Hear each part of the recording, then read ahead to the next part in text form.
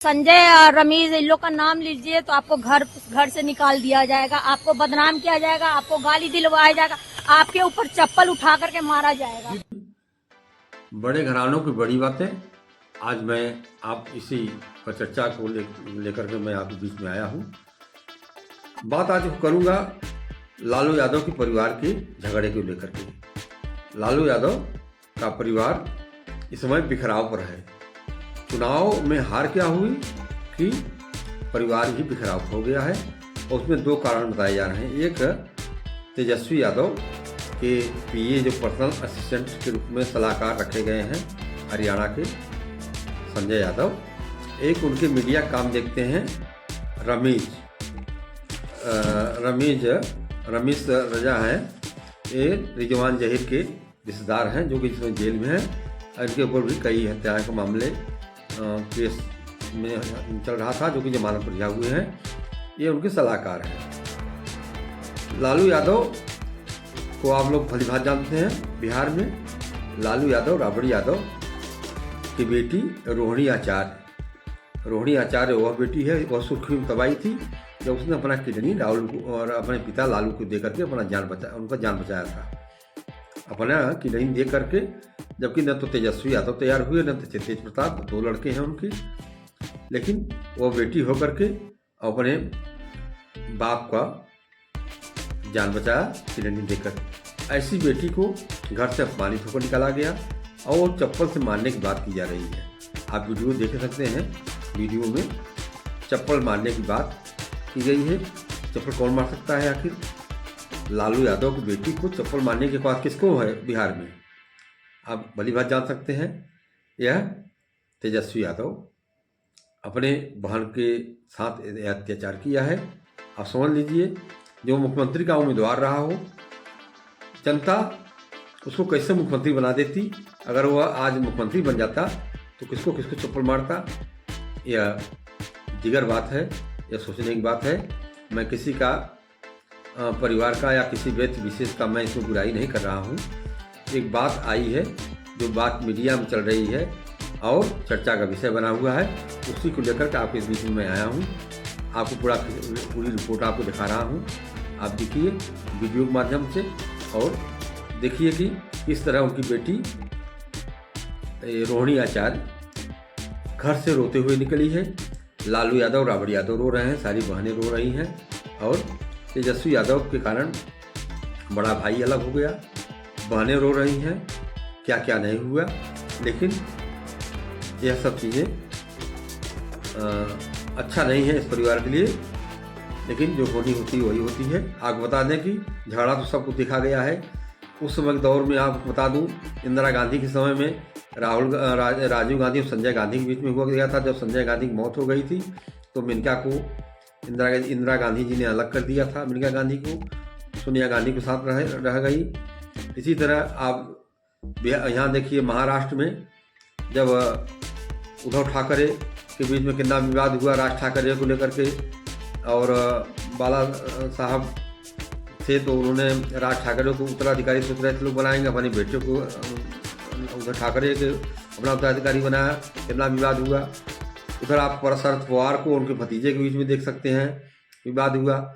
तो ये तो इसी तरह चलता रहता है। इधर लालू यादव के बीच में चल रहा है। इसके पहले मुलायम सिंह और अखिलेश में हुआ, उनके बेटे बेटी और पत्नी में लेकर के कितना अरार मचा था, विवाद हुआ था। तो देखिए, जो परिवारवादी पार्टियां हैं उसमें अक्सर यह होना ही है। परिवार में अपना वर्चस्व बनाने के लिए, वर्चस्व बढ़ाने के लिए एक न एक लोग षड्यंत्र रखते हैं। आज नहीं कल तो खुलासा हो जाता है। इसको लेकर के हुआ है। खाली दोष रोहिणी आचार्य का यही था। उसने कहा कि भाई जो चाणक्य बना है, उसने कहा, उनका इशारा था संजय यादव पर, तो जो चाणक्य बने हैं तो वो जवाब दें कि पार्टी की हार क्यों हुई बिहार में नींबू की तरह। जिसमें भी लालू यादव बड़े बेटे 50,000 वोट से चुनाव हार जाते हैं। छोटा बेटा तेजस्वी जो मुख्यमंत्री का दावेदार है वह किसी तरह चुनाव जीत पाता है। इसको लेकर के रोहिणी आचार्य ने सवाल पूछा था तो उनको चप्पल लेकर दौड़ाया गया। अंत में घर छोड़ करके उनको रात में ही जाना पड़ा। अब आपको मैं विस्तृत रिपोर्ट की तरफ ले चल रहा हूँ। पूरी विस्तृत खबर आप दिखाता हूँ।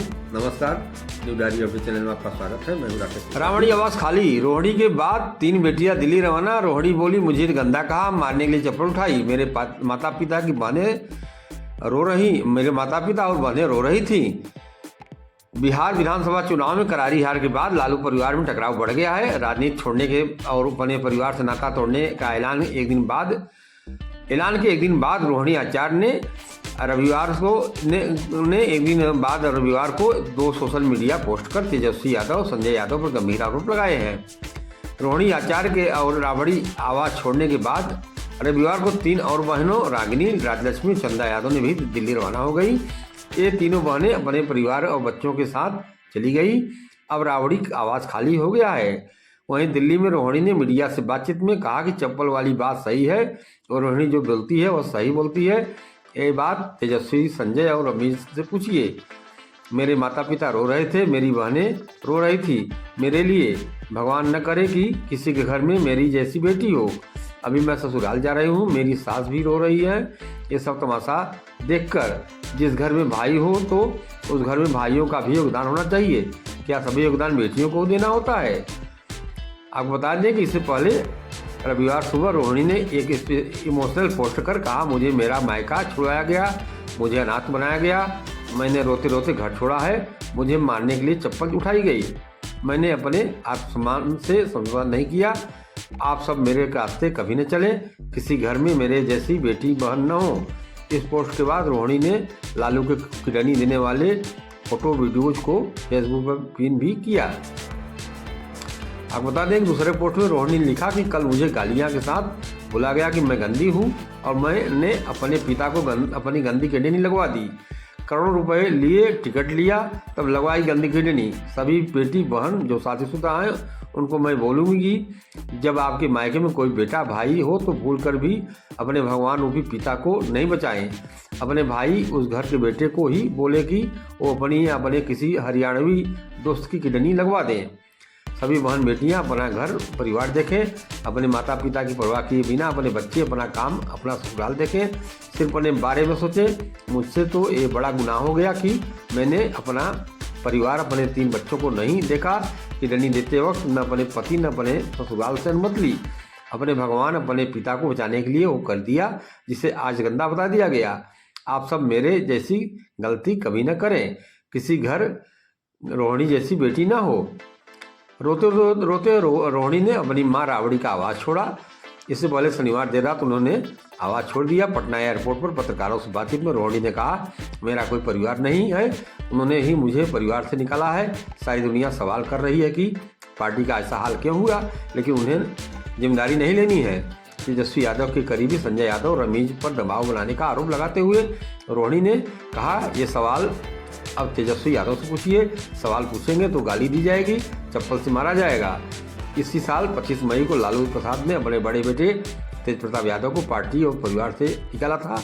तेज प्रताप ने इसके लिए संजय यादव को ही जिम्मेदार ठहराया था।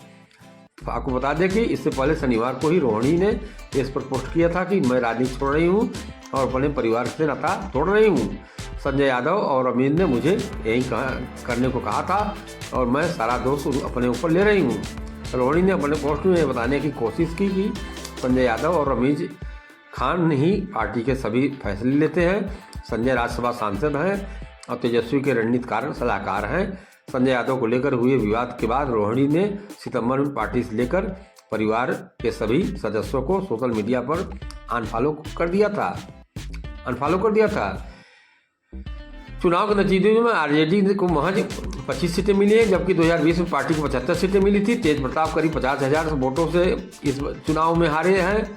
लंबी खींचतान के बाद तेजस्वी अपनी सीट बचा पाए हैं। नतीजों के बाद आरजेडी सांसद संजय यादव को लेकर लालू परिवार में टकराव बढ़ गया है। कल तेज प्रताप ने भी लिखा था, जयचंदों ने राजद को खोखला किया। रमीज यूपी के बलरामपुर रहने वाले हैं। जेल में बंद पूर्व सांसद रिजवान जहीर के दामाद हैं। इन पर हत्या समेत कई मुकदमे हैं। ये राज्य आरजेडी का सोशल मीडिया और चुनाव का कामकाज देखते हैं। इनकी पत्नी भी विधानसभा चुनाव लड़ चुकी हैं। आपको बता दें कि 18 सितंबर को लालू यादव की दूसरी बेटी रोहिणी आचार्य फेसबुक पर एक पोस्ट शेयर किया था। पोस्ट आलोक कुमार नाम के एक आरजेडी समर्थक का था। पोस्ट में लिखा था, पूरे बिहार के साथ साथ हम तमाम लोग फ्रंट सीट पर लालू जी और तेजस्वी यादव को बैठे बैठते देखने के अभ्यस्त हैं। उनकी जगह पर कोई और बैठे यह हमें कतई मंजूर नहीं।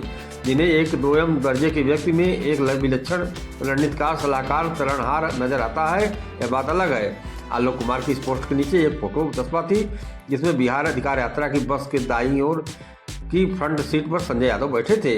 रोहिणी ने पोस्ट शेयर करते हुए कुछ लिखा तो नहीं, लेकिन उनके बाद लालू परिवार में खटपट की खबरें आने लगी। अगले दिन 19 सितंबर को खटपट की खबरों के बल पर तब मिला जब उन्होंने अपने एक हैंडल से पार्टी के साथ लालू राबड़ी सहित परिवार के हर सदस्य को अनफॉलो कर दिया। इसके बाद मीडिया में लालू परिवार पर फूट की खबरें चलने लगी।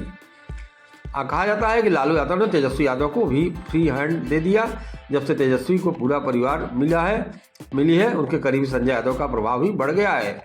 मीडिया रिपोर्ट के मुताबिक तेजस्वी क्या करेंगे, किससे बात करेंगे, उनकी रणनीति क्या होगी, सब संजय यादव तय करते हैं। रोहिणी ने इशारों में संजय को निशाने पर लिया। हालांकि इससे पहले तेज प्रताप यादव खुलेआम आलोचना कर चुके हैं। आजकल तेज प्रताप यादव जयचंद कहकर निशाना साधते हैं। कहा जाता है उनका इशारा संजय की तरफ ही है। आपको बता दें कि 20 अगस्त 2021 को तेज प्रताप यादव अपने छोटे भाई तेजस्वी से मिलने पहुंचे थे, बिना मिले लौट आए। इसके बाद तेज प्रताप ने कहा कि संजय यादव तो जो तेजस्वी यादव के प्रिय हैं उन्होंने मुलाकात नहीं होने दी और नहीं मिलने दे रहे हैं।